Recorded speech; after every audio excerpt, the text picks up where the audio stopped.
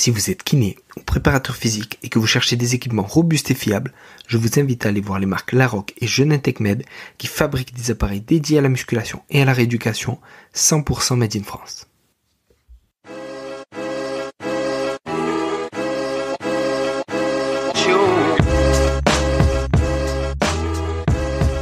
Bonjour à tous et bienvenue sur le podcast Objectif Performance, le podcast pour construire son haut niveau. Toutes les 2 semaines, je vais interviewer des kinés du sport, prépa physique, coach ou autres, qui amènent et accompagnent leurs athlètes au plus haut. On parlera dans la première partie de leur parcours. D'où viennent-ils, où ont-ils étudié, voyagé et commencé leur carrière. Ensuite de ce qu'ils font actuellement. Qu'est-ce que cela peut nous apporter en pratique? Quel est leur sujet de recherche actuel? En quoi cela peut-il améliorer nos compétences?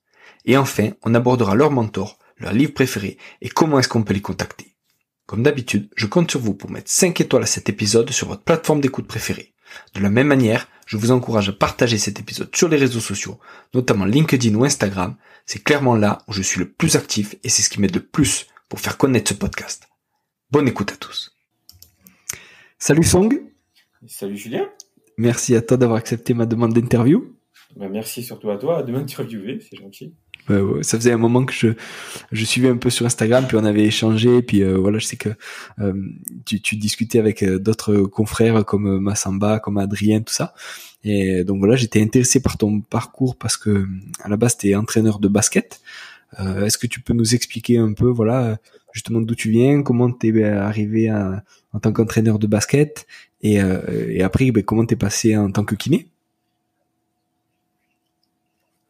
Bien sûr. J'ai commencé à jouer au basket vraiment très jeune, vers 11-12 ans. Et puis petit à petit, le club m'a proposé de m'occuper de jeunes aussi. Donc à l'âge de 17 ans, j'ai commencé à entraîner au basket. Donc c'était vraiment des petits enfants et donc c'était super intéressant. J'ai adoré ça. Et j'ai poussé le truc et j'ai fait des formations à la fédération.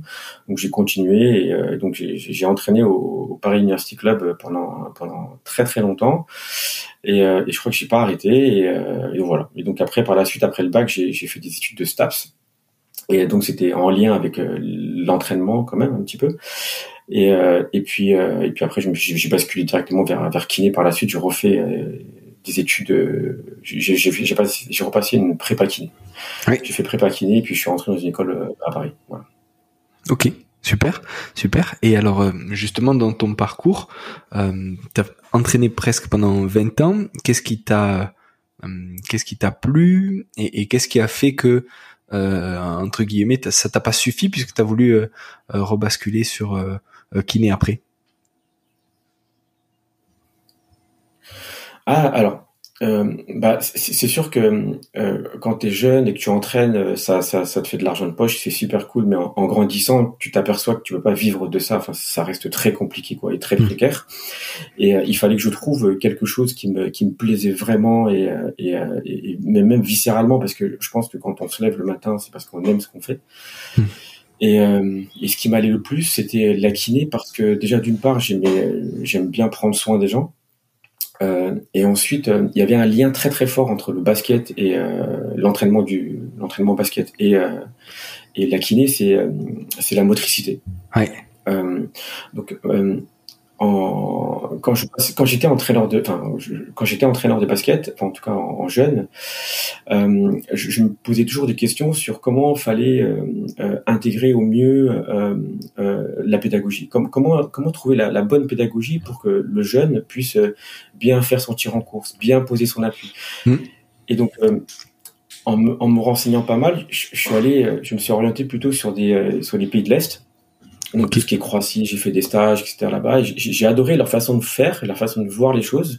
Et c'est pour te donner un exemple, un truc qui m'a perturbé, c'est il y avait Boris Stinkovic, c'était un grand monsieur qui nous avait fait un stage de basket, et il disait voilà, nous on est connus pour le tir, on va vous apprendre à tirer pendant cette période de stage. Oui. Et donc il nous disait posez les ballons, on va courir. Et moi je dis mais qu'est-ce qu'il raconte, mais qu'est-ce qu'il fait, où est-ce que je suis, et en fait mais non mais c'est dingue, hein. Et je me dis mais qu'est-ce que je fous là, tu vois. déjà mon anglais était approximatif, tu vois, donc je me dis mince c'est tout, et je crois qu'il y a autre chose, tu vois.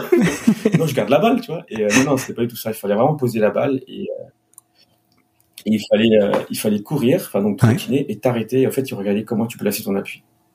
Ah, Et à énorme. partir de là, j'ai compris ce que c'était que la motricité, savoir s'arrêter, savoir courir. Ouais. Quelle partie du pied t'appuyer, quelle partie du pied t'appuies en premier quand tu changes d'orientation, quand tu tires en fait. Et donc j'ai adoré les appuis ça on travailler. J'ai vraiment adoré. Et j'ai refait la même chose quand je suis revenu en France et à Paris. Et donc voilà, donc c'est pour te dire que la motricité c'est quelque chose qui est très important. Et en kiné, c'est quasiment la même chose. C'est-à-dire que t'as un mec qui est blessé, qui s'est fait opérer ou blessé tout simplement. Et l'idée c'est de lui redonner le mouvement, c'est de lui rapprendre la motricité. Donc en kiné c'était très classique, et donc je voulais faire un lien entre le basket et la kiné. J'ai pris que des basketteurs, enfin quasiment. Donc je me suis amusé là-dedans à retrouver la motricité, et comme on a le même langage avec les basketteurs, par exemple comme j'avais des bonnes bases d'entraînement, on pouvait parler de plein de choses en rapport avec le basket, et donc on se comprenait plus facilement. Voilà, c'est pour ça que j'ai trouvé un truc qui me plaisait beaucoup, et la kiné c'était parfait. Ah, c'est énorme. En fait, t'as trouvé 2 trucs qui te plaisaient beaucoup. Enfin, un en premier, le basket, et après, voilà, la motricité qui t'amène vers la kiné. Tu te dis, c'est 2 trucs que j'aime, je vais faire que ce que j'aime. Ouais, c'est assez important, hein, franchement, de faire ce qui te plaît. T'imagines, je sais pas si toi, enfin, tu sais, quand t'es kiné, tu interroges les gens et tu te rends compte que les gens, ils font des choses qui ne leur plaisent pas, tu vois, des fois, et c'est triste, tu vois. Nous, on a de la chance, tu te rends compte, tu te mets réveiller le matin, tu vas faire un taf, et c'est un taf qui te plaît viscéralement, quoi. Voilà. Ah, c'est énorme, c'est énorme. Mais alors justement, dans ta prise en charge des basketteurs, qu'est-ce que t'as apporté ces connaissances de l'entraînement? Tu vois, t'as parlé de langage, que t'avais le même langage du coup avec tes patients basketteurs, donc ça c'est déjà un apport important. Est-ce qu'il y avait d'autres choses où tu t'es dit sur ces prises en charge là, je suis content d'avoir commencé par l'entraînement pour rééduquer maintenant ces sportifs là? Alors moi je pense que c'est enfin en tout cas moi j'ai adoré, enfin j'aime bien ce parcours d'entraînement d'abord. Par exemple, en quoi ça m'a vraiment apporté pour la kiné, c'est que les joueurs ils ont chacun une spéciale, tu vois, dans leur mouvement, ils ont chacun une spéciale. Il y a des joueurs qui adorent faire des Eurostep. Des Eurostep, c'est quand tu vas en tir en course, en double pas, tu fais un appui à droite et à gauche, mais de façon très large, décalée, pour effacer ton défenseur, quoi. Et l'Eurostep, c'est quand même assez dur à faire, mais si le mec c'est sa spéciale et qu'il s'est fait une cheville ou un genou, il faut que tu fasses en sorte qu'il puisse être capable de refaire sa spéciale, tu vois. Et ça, vraiment, je trouve que moi, ça m'a beaucoup apporté vraiment l'entraînement, parce que en plus, dans la rééducation, tu vas rééduquer différemment les joueurs en fonction de leur poste de jeu, et même au sein de leur poste de jeu, ils ont aussi une façon de jouer en fait dans chaque poste. Il y a des meneurs qui sont plutôt gestionnaires, des meneurs qui sont plutôt drivers, qui jouent beaucoup sur leur vitesse. Il y a des meneurs qui font que shooter. Alors imagine sur une cheville, si tu passes juste à côté de lui quand il shoot, s'il a pas confiance dans sa cheville, il va forcément rater son tir, quoi. Putain, ce genre de choses, quand tu comprends ton patient, tu peux discuter avec lui et tu peux savoir ce qui va pas. Et tu vas pas rééduquer seulement un genou ou une cheville, tu vas rééduquer un ensemble c'est une personne, en fait, c'est le patient au milieu de la rééducation, c'est vraiment le patient. C'est pas un genou ou une cheville, c'est vraiment le patient. Et ça, j'ai vraiment adoré, parce que sur un Eurostep, je peux même me permettre des fois de corriger des Eurosteps, c'est cool. Je peux même corriger parfois des appuis, c'est cool, parce que j'ai ce background qui me permet de faire ça un petit peu. Mais alors après, à juste mesure, hein, je vais pas me permettre de dire, écoute, ton Eurostep il est pourri, je vais te montrer ce que c'est qu'un vrai Eurostep. C'est pas ça que je dis, non, je me permets pas de dire ça, mais on en discute. Voilà, c'est vraiment sympa. Voilà. Ça m'a beaucoup apporté. Ouais. Ah, c'est énorme. Tu vois, ça reste sur le langage commun, et on va dire l'expertise que tu as dans ce sport-là, et du coup pour cette population-là, justement, les basketteurs, cette population, est-ce qu'il y a quelque chose de particulier à gérer pour toi?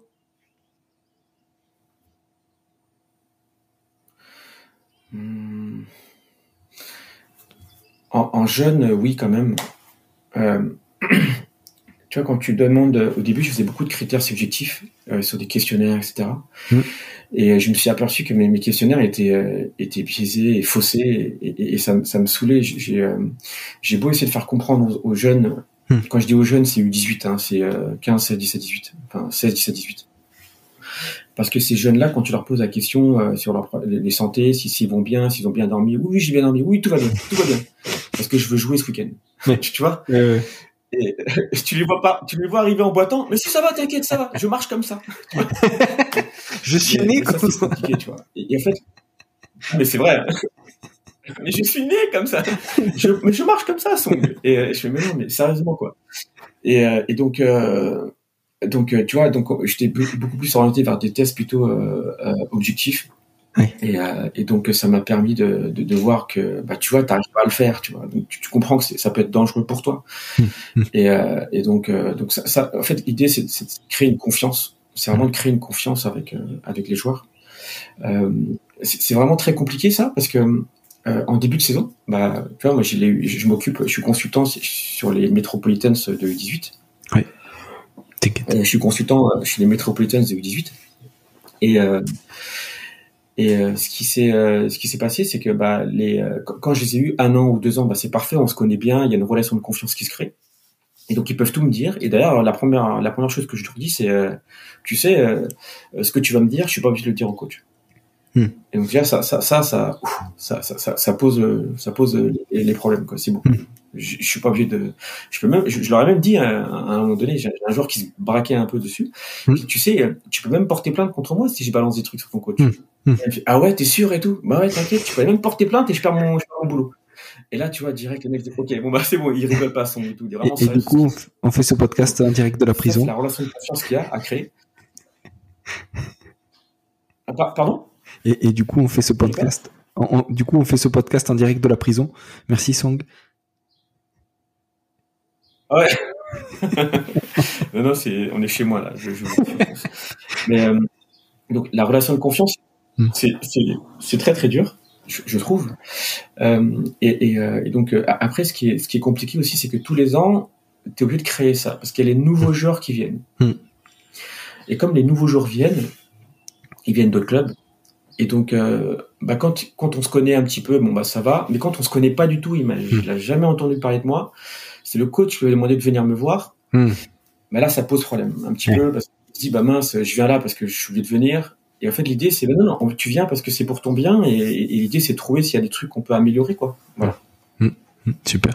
Et par rapport à l'entourage chez ces jeunes joueurs, quelle importance a l'entourage et est-ce que toi tu es, je sais pas, alors on parlait de la confiance, tout ça, donc peut-être tu rends pas compte à l'entourage, mais quelle influence a l'entourage sur ces jeunes joueurs et comment toi tu le gères?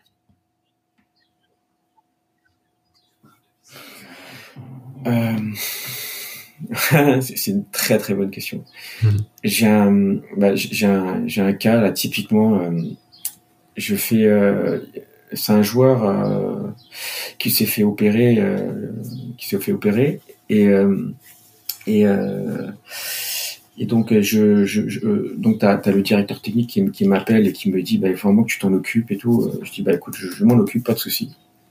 Alors déjà pourquoi il s'est fait opérer? Alors déjà en revenant un petit peu en arrière, ce gamin il est venu d'un autre club de France, quoi. Et je le check et tout et on voit qu'il a des soucis. Enfin, je peux pas dire exactement parce que sinon on va le retrouver, mais il a un souci quelque part, quoi. Et donc on se dit on va le rééduquer et tout. Donc je fais toute ma charge. J'essaie de faire en sorte qu'il ait confiance. Je fais toute ma mobilisation de charge petit à petit pour que ça fonctionne, quoi, pour qu'il ait beaucoup moins mal et pour qu'il soit beaucoup plus performant. Et je comprenais pas. Des fois, je modulais vraiment la charge. Je vois qu'il avait plus mal, parfois moins mal. Je comprenais vraiment pas. Et en fait, je me suis aperçu qu'il avait un entourage qui fait que il voyait d'autres personnes, d'autres professionnels, enfin d'autres prépas mentales, d'autres prépas je sais pas quoi. Enfin, tu vois tout ce qui gravite autour de joueurs. Et donc je me suis retrouvé en galère parce que finalement il faisait beaucoup trop de charges. Putain, donc, d'accord. Je dis écoute, non, je travaille plus avec toi, c'est pas possible. Et ça c'est vraiment compliqué parce que moi je prends vraiment mon temps, quoi. Enfin je veux dire, je passe mon temps à comprendre, et j'appelle des mecs, je dis mais tu comprends toi, mais je dis non, c'est bizarre. Enfin bref, je communique beaucoup avec d'autres professionnels de santé. Et donc voilà, je trouvais pas la solution et il se fait opérer. Et ensuite, donc quand j'ai appris qu'il voyait d'autres gens, je dis non, si je te prends toi, là cette fois c'est moi qui m'occupe de tout. Je m'occupe vraiment de tout. Et on se voit le matin, tu viens et on se capte et on fait tout correctement. Et là, ça a bien marché par la suite. Ouais. Tu vois, et donc l'entourage, vraiment, des fois, c'est compliqué. Ouais.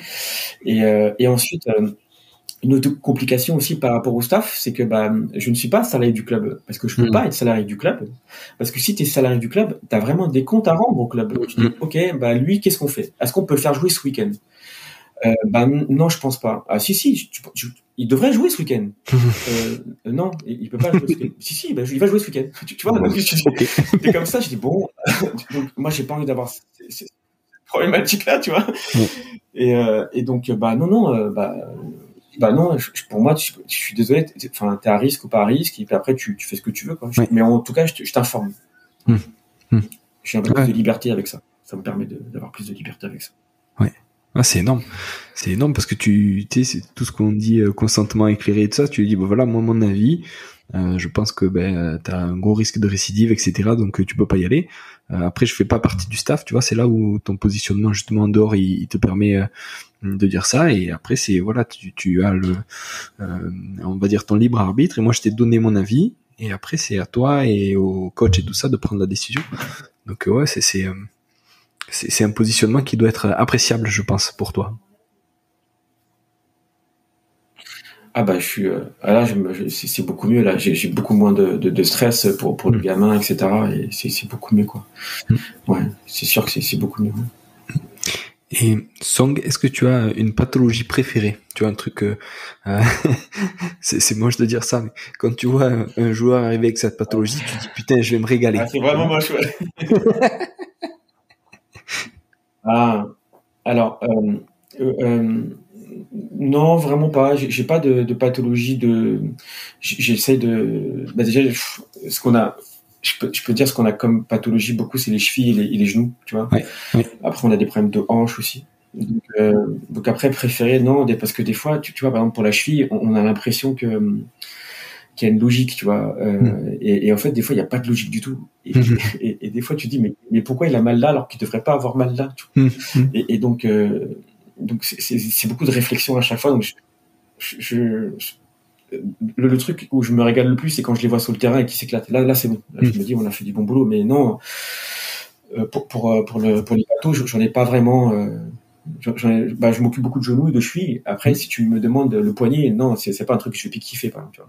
Le poignet, je sais pas, tu vois, je te l'enverrai si tu veux, mais je m'y connais pas en le poignet, et non, je donne à d'autres. D'accord. Voilà. Et comment tu les rééduques? Alors, on a parlé de l'entourage, on a parlé du lien de confiance. Est-ce que sur les basketteurs, tu mets des choses en place en particulier que tu mettrais peut-être pas en place avec des gens entre guillemets lambda?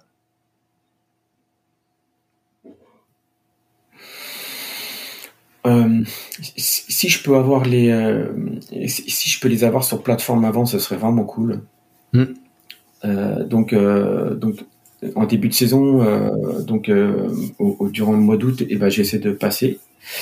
Et ensuite, 3 semaines, un mois après, j'essaie de repasser. Et je refais les tests de plateforme. Okay. J'essaie de passer tous les mois. Et donc j'ai quand même des données de plateforme qui sont plutôt cool. En tout cas, des bonnes courbes, on va dire. Et comme ça, j'ai ces repères-là au moins, tu vois. Parce que finalement, tu sais, quand tu fais des tests pour le return to play avec t'essaies d'avoir une bonne, entre guillemets, asymétrie. Asymétrie. Enfin, une bonne symétrie, on va dire. Ouais. Le problème, c'est que les joueurs, ils ont parfois tous des asymétries, c'est forcément pathologique, tu vois.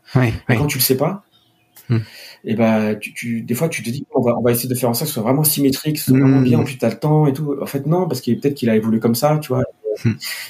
Et ça m'a, tu vois, il y a un truc qui m'est arrivé là dernièrement, c'est j'ai fait un assessment sur des joueurs, donc je me suis dit, en début de saison, donc c'était pas pré-saison, mais début de saison, je fais des tests sur plateforme, et je vois, ils sont des tests tous dégueulasses et tout, je suis mince et tout, je m'inquiète un peu, je me dis mince et tout, peut-être que c'est chaud et tout, si t'as tout est rouge, tu vois. Et en fait, ils sont quasiment premiers de la N2, là. Oui. Et donc, tu te dis, écoute, remettons en question, parce qu'un basketteur, c'est pas forcément un mec très athlétique. Parce que le basket en lui-même, c'est aussi un jeu, c'est aussi des qualités, c'est un jeu. basket, c'est une qualité, tu vois, c'est savoir, c'est une savoir-faire, tu vois. Tu vas demander à un mec dans la rue, il va jouer au basket. Non, il sait pas faire. Pourtant, il sait courir, il sait sauter, il sait ce que tu veux, mais c'est pas un basketteur. Donc, tu vois, tu peux avoir un mec qui est capable de gérer ces pathologies, mais qui joue très très bien, qui font partie des meilleurs joueurs de N2, tu vois. Voilà. Donc, je me remets beaucoup en question par rapport à ça, en ce moment. Donc, je me dis, voilà. Je prends du recul. On va dire que les datas, c'est pas au milieu. Alors avant, j'étais un peu comme ça, un peu extrémiste, où les datas, c'est au milieu et le joueur, c'est après. Maintenant, c'est OK, on prend le joueur, on regarde ses datas et on fait avec. C'est pas parce que ça, il a une puissance, je sais pas moi, il a une force qui correspond pas à 3,5 fois son poids de corps, qu'il est pathologique, tu vois. Bah non, parce que peut-être qu'il est comme ça, et peut-être qu'il joue très très bien comme ça. Tu vois ce que je veux dire? Peut-être qu'il y a d'autres paramètres en jeu, tu vois. Mais imagine, tu lui dis, bah non, t'as pas 3 fois ton poids de corps à la cheville, et bah tu sais, c'est chaud pour ta gueule. Et bah non, c'est pas ça. C'est OK, t'as 3,5 fois, voilà. Et j'ai même des gars qui sont pathologiques à 4 ou 5 fois leur poids de corps. OK. Tu vois? Et donc tu te dis, bon bah non, t'es bien. Bah non, t'es pas bien. Tu vois, c'est ça que je me dis, les datas sont autour de l'athlète. Et pas les tatas au milieu. Voilà. Là, je suis en train de me remettre beaucoup en question et je peux t'assurer que c'est pas que j'endors pas la nuit, mais je me dis, mince, est-ce que j'ai fait des conneries, quoi. Tu vois. Ouais. Ah, c'est énorme. Ouais, c'est les datas dans des épisodes précédents. Vas-y. J'ai pas. Ouais, bah non, mais tu vois, à parler, j'ai pas beaucoup de personnes qui ont cette connaissance de plateforme. J'en ai pas vraiment beaucoup, tu vois. D'ailleurs, il y en a pas beaucoup. Pas du tout même. Enfin, et tu vois, j'ai fait une formation avec Cinétique Formation avec Romain et Massamba. Et là, on s'éclate là à table. Là, on peut discuter, tu vois, et c'est cool parce que Romain, il est marrant parce que Romain, tout simplement, il te dit, c'est ça, c'est évident, tu vois. Et moi, tu dis, c'est con, mais il a raison en fait. Tu vois, voilà. Donc discuter avec des mecs comme ça, c'est cool aussi, quoi. Donc à force de faire des formations, tu rencontres des bonnes personnes, quoi. Ouais, c'est clair, c'est clair. Et pour revenir sur les datas, tu vois, on parle beaucoup de data comme aide à la décision et que c'est pas ça qui doit prendre la décision à la place du kiné, du prépa, du coach, etc. Et pour revenir sur les plateformes, qu'est-ce que tu fais comme test de précision? Qu'est-ce que tu refais comme test? Tu nous as dit que tu fais des tests mensuels pour du suivi. Ça, c'est la première question. Qu'est-ce que tu fais comme test? Et deuxième question, l'intérêt pour toi, est-ce que c'est un genre de suivi d'état de forme et est-ce que c'est pour servir aussi de baseline en cas de blessure? Surtout des baselines. Franchement, c'est beaucoup de baselines. Okay. Avant, on cherchait des indicateurs du monitoring pour les blessures, mais ça veut dire qu'il faudrait que je vienne tous les jours. Il faudrait que je vienne tous les jours pour calculer le RSI modifié, tous les temps de combat. Ça, enfin, moi, ça me prend un temps fou. C'est pas possible, tu vois. Et donc, j'aurais été dans un staff pro ou dans un staff de centre de formation, je le ferais tous les jours, je m'éclaterais, je pense. Mais là, si je viens une fois par mois pour faire ça, parce que il faut se trimballer, hein.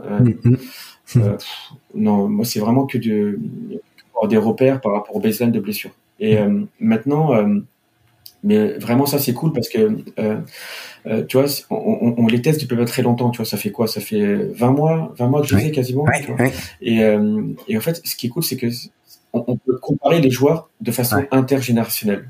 C'est génial. Par exemple, on a un 18 qui cartonne, et on dit lui il a été pris en NBA par exemple, tu vois. D'ailleurs, on a un joueur qui est pris en NBA l'année dernière, et ce mec-là, tu vois, on pourrait le comparer à l'avenir avec d'autres joueurs de la même catégorie. Et on dit machin, il est parti en NBA, tu vois, il avait ces données-là, et nous on peut comparer des joueurs qui sont peut-être des futurs draftables, et on les a avec les mêmes qualités physiques.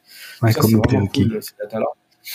Mais après, de dire, tu vois, c'est ça, comme prérequis. Et après, de là à dire, tu vois, sa puissance-là, il faut avoir cette puissance-là ou cette force max-là, non, moi, je me recule. Là, je prends la distance et je dis non. Oh non, je vais pas chipoter sur un tableau Excel. Non, je n'irai pas jusque-là de façon précise, tu vois. Voilà, c'est ça qui me... Mais par contre, sur un monitoring de blessure, ça, c'est vachement intéressant, mais il faut avoir un suivi tous les jours, je pense, pour être pertinent. Sinon, c'est moins pertinent, sinon, quoi. Ouais. Tu vois, on parlait de prérequis, ça peut te dire, on sait que celui qui a été drafté, il avait ces données-là, et on suppose que pour maximiser les chances d'être drafté, il faut viser ces données-là. Ça veut pas dire que si tu les as pas, tu pourras jamais être drafté, mais on pense que il faut tendre vers ça pour être drafté, quoi. Tu vois, comme ça, tu un peu comme ce qu'on disait sur le libre arbitre et tout, tu donnes l'information.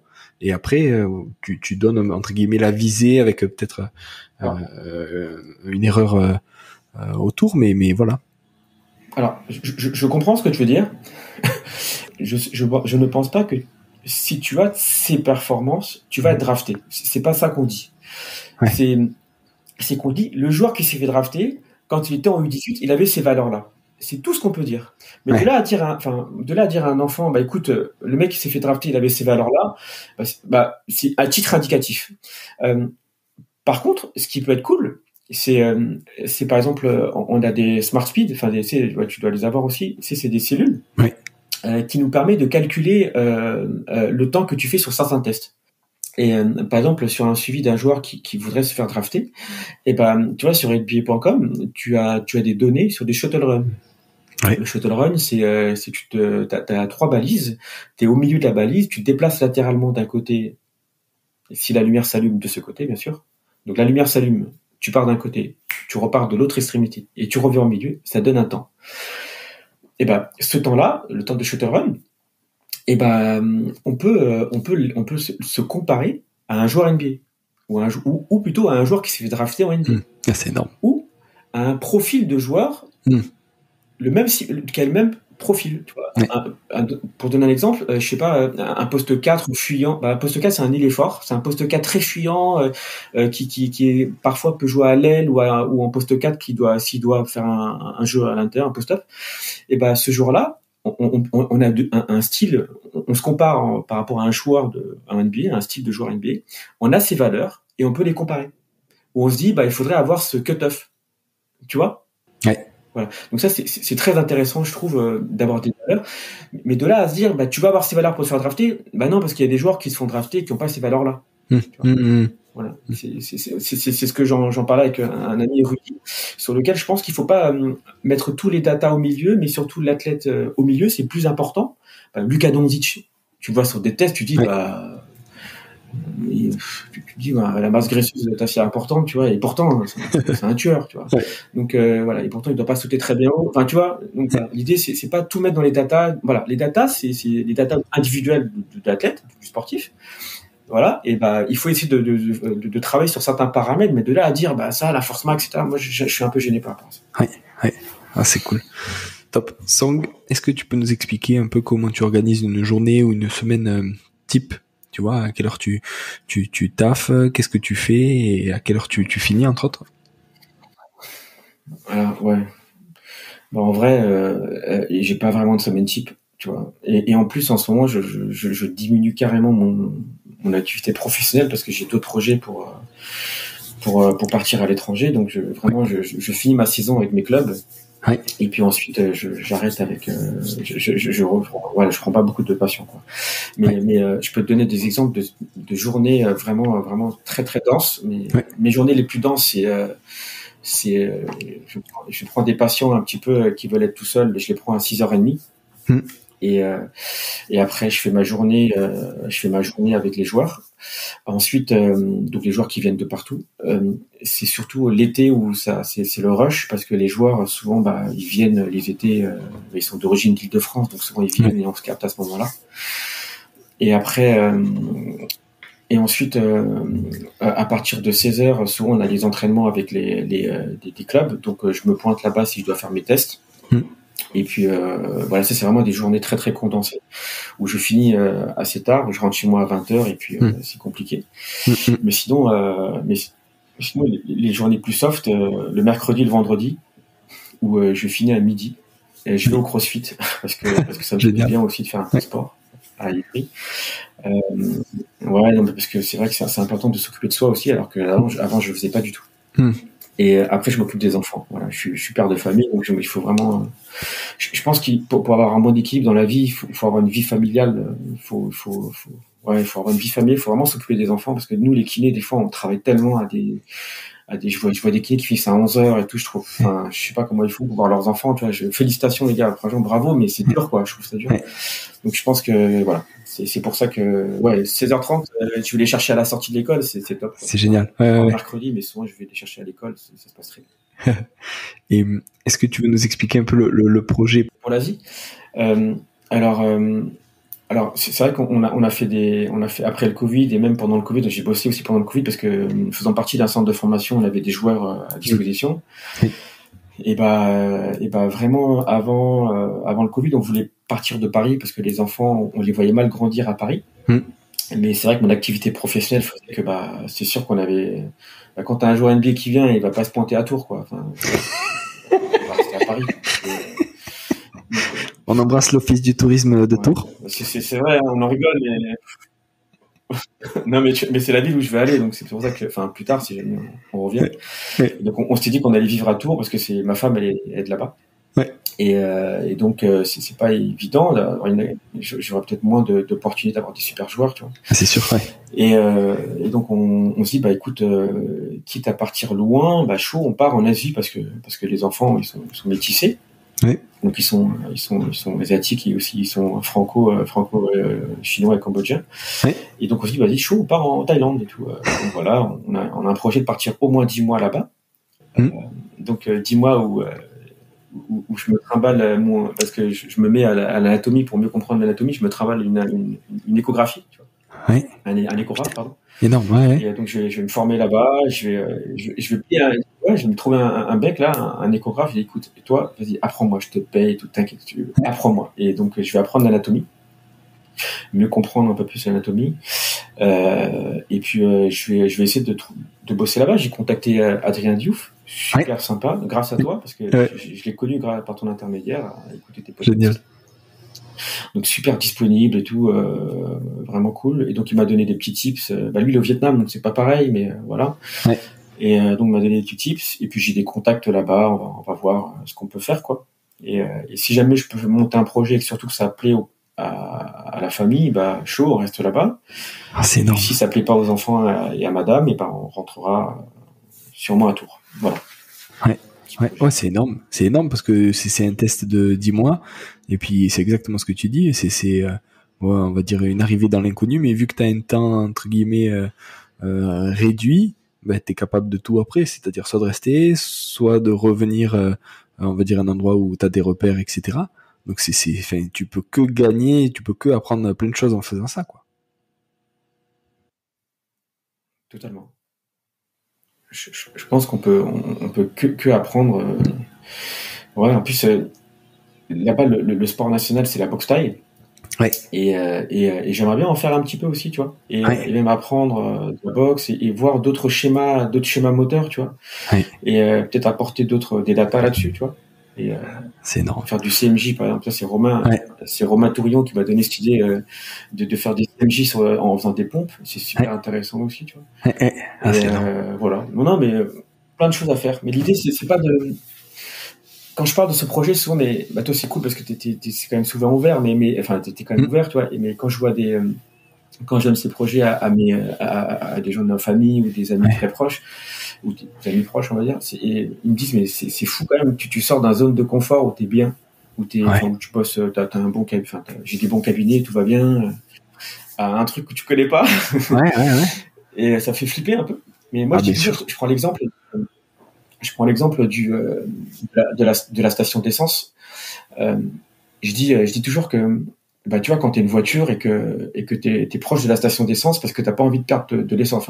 Si jamais t'as plus d'essence, tu reviens à ta station et tu remets de l'essence dedans. Ouais. Donc t'es dans ta zone de sécurité où tu restes autour de ta station d'essence. Ouais. Finalement, la vie, c'est pas ça, tu vois. La vie, avec ta voiture, tu peux aller très, très, très, très, très loin et voir ce qu'il y a au bout et vivre vraiment, quoi. Parce que des fois, tu bosses tellement, t'as le nez devant l'écran, t'as le nez devant tes articles, t'as le nez devant, t'es tout le temps en train de discuter, tu vois, de ça. Tu dis quand est-ce que tu vis, tu vois. Mais après, c'est une passion, hein, tu kiffes, hein, mais quand t'as des enfants et une femme, tu dis, mais la vie, elle est autre aussi, tu vois. Elle est pas que ta passion ou le boulot. Voilà. C'est ça qu'on parle là-bas, quoi. Ah, c'est énorme. Ouais, c'est énorme. Mais c'est même pas un boulot, comme je te disais, c'est une passion. Voilà. On fera un podcast au bord de la mer si tu veux. Avec plaisir. Avec grand plaisir. Et justement, est-ce qu'il y a des gens, est-ce que tu as des mentors ou des gens qui t'ont inspiré sur ton parcours?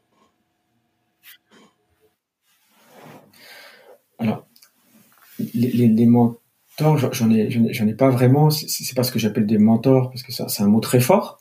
Je pense on a tous des mentors qui sont nos parents, tu vois, avec notre vécu, avec les différentes phases de difficulté de la vie dans l'immigration, dans l'intégration dans la société française. Donc, on a tous mon mentor à moi, c'est ma mère, tu vois. Mais les gens que je respecte beaucoup, tous les passionnés du sport, de la kiné, des gens qui sont passionnés, qui se réveillent le matin, qui se posent des questions sur leur passion. Pourquoi est-ce qu'ils ont encore mal, ou comment on pourrait améliorer la prise en charge, tu vois. Ça, c'est des gens vraiment passionnants avec qui je discute, tu vois. Les après-midi, je visite des cabinets, tu vois. Donc, j'essaie de rencontrer des gens. Un peu comme toi, quand tu vas rencontrer des kinés ou des prépas. Oui. Là, j'ai quelques mois là à aller visiter des cabinets. Oui. Donc, je vais rencontrer des gens. C'est cool, tu vois. C'est génial. Des gens passionnés. Et donc ça, c'est des gens comme Mas, c'est marrant, hein. Il est passionné par ce qu'il fait, il est clinicien, il donne des formations, ça je kiffe, tu vois, des gens. J'ai beaucoup de respect pour lui, j'ai beaucoup de respect pour Romain que je viens de rencontrer. Je trouve ça fou, des gens comme toi aussi. C'est des gens qui sont passionnés par ça, donc ça je vous respecte beaucoup. Merci. Les mentors, non, on a vraiment c'est des mentors, c'est des mots très très forts, quoi. Ouais. Voilà.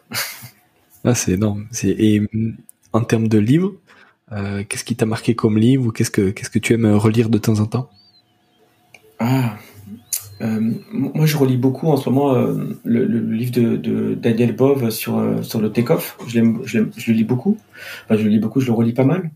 Mais c'est un livre qui me permet de comprendre un peu plus sa façon de voir les choses sur les plateformes. Ça, j'aime bien. Ensuite, j'ai tellement de bouquins, mais je sais pas quoi. Celui qui m'a le plus marqué, en tout cas, je lis pas beaucoup en dehors des livres de basket ou de sciences. Il y a un livre en dehors de ça que j'aime beaucoup, que je fais beaucoup de pub là-dessus, c'est le livre de Charles Pépin sur les vertus de l'échec. Oui. Ça, je sais pas si tu connais, mais j'aime beaucoup ça. J'écoute tes podcasts. Ok, c'est top, quoi, parce que je trouve qu'on devrait prendre vraiment exemple sur la pédagogie, de dire que, tu sais, si t'arrives, tu vois, quand un joueur, tu vois, on a des tests de précision sur le neurocognitif, un petit peu sur pas des play spots, mais enfin la pub, mais sur des jeux luminaires, quoi. Donc, mais qui sont assez avancés, c'est cool, tu vois. Et donc, des fois, t'as des enfants qui même des pros, hein, qui ratent, tu sais, qui se trompent de couleur, et qui font de la grimace, ou qui montrent un body language négatif, tu vois. Ouais. Mais tu prends l'épaule et tu dis, écoute, c'est un jeu, on s'amuse, ok. Et là, t'as des perfs de malade, et t'as pas un mauvais body language. Et ouais, mais c'est ça, en fait, c'est les vertus de l'échec, c'est bien, rate et vas-y, amuse-toi, tu vois. Et ça, c'est mes enfants, ils m'ont beaucoup appris ça. Viens, on s'amuse. Ouais, les vertus de l'échec, c'est top comme livre. Super. Et Song, alors s'il y en a qui veulent te contacter, en savoir plus sur tes prises en charge, ou justement sur ton projet en Thaïlande, par quel biais est-ce qu'on peut te contacter, et où c'est que tu es présent? Moi je suis beaucoup je suis sur les réseaux beaucoup sur Instagram, donc Song.physio, et peut-être Song.Thaïlande, je sais pas. Mais non, ce sera Song.physio, je plaisante. Et sinon, voilà, je vais pas beaucoup sur LinkedIn, mais je pense que je vais devoir faire un petit truc sur LinkedIn quand même. Oui. Voilà, c'est sur les réseaux sur lesquels vous pouvez me contacter. Top. Avec grand plaisir. J'adore partager, et si vous voulez m'inviter à votre cabinet avant le mois d'août, je suis ouvert. Je suis vraiment très content de venir vous voir travailler, avec grand plaisir. Super. Song, avant-dernière question. J'ai oublié de te poser au début la question de ta définition de la performance. Est-ce que tu peux nous la donner, s'il te plaît? Moi qui pensais, j'étais content là de partir de cette définition. C'est vrai, on y réfléchit souvent, hein. Alors, la perf, c'est vrai que quand on a tendance à dire la perf, c'est on essaie de dire qu'il faut avoir des résultats pour lesquels on peut être le meilleur. Oui. Et finalement, je me dis qu'une performance, je pense que c'est bien d'être meilleur. et pas d'être le meilleur. Ouais. Être meilleur, c'est être meilleur demain et être meilleur le lendemain et surlendemain. Et c'est faire en sorte d'apprendre toujours des choses, tu vois. Et à passer du temps à apprendre, à ne pas rester sur ses acquis. Je pense que c'est ça la performance. Et on fait la même chose en kiné parce que tu as des algorithmes à chaque fois sur lesquels tu fais un truc, tu arrives, tu passes à l'autre algorithme et ainsi de suite, tu vois. Je pense que c'est ça la perf, c'est très très bien comme perf, je trouve. Super. C'est comme ça qu'on va avoir des bons résultats, quoi. Ouais. Et dernière question, comment tu construis ton haut niveau?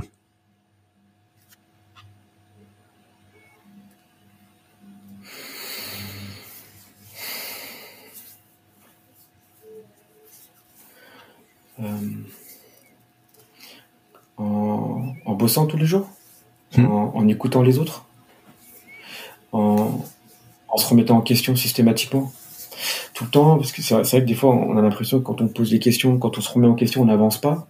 Mais moi, ça m'a permis de mieux comprendre les choses et savoir quelle caisse à outils utiliser, tu vois. C'est comme ça que je construirais mon haut niveau, que ce soit dans la kiné ou dans les investissements, ou dans la vie de tous les jours, tu vois. Je ferais ça, ouais. C'est impeccable. Merci beaucoup. Merci à toi, Julien. Vraiment, c'était cool. Et à la prochaine. À la prochaine. À très bientôt. Salut. Voilà. Merci d'être allé au bout de cet épisode. J'espère que vous êtes régalé autant que moi. Si vous voulez m'aider, le mieux est de partager cet épisode au plus grand nombre. Parlez-en autour de vous. Débriefez-le avec vos collègues en live ou sur les réseaux. Qu'en avez-vous retenu? En quoi cet épisode peut vous aider à construire votre haut niveau? N'hésitez pas non plus à me faire un retour ou à me proposer des personnes à interviewer. Je répondrai avec plaisir. À très bientôt pour un nouvel épisode.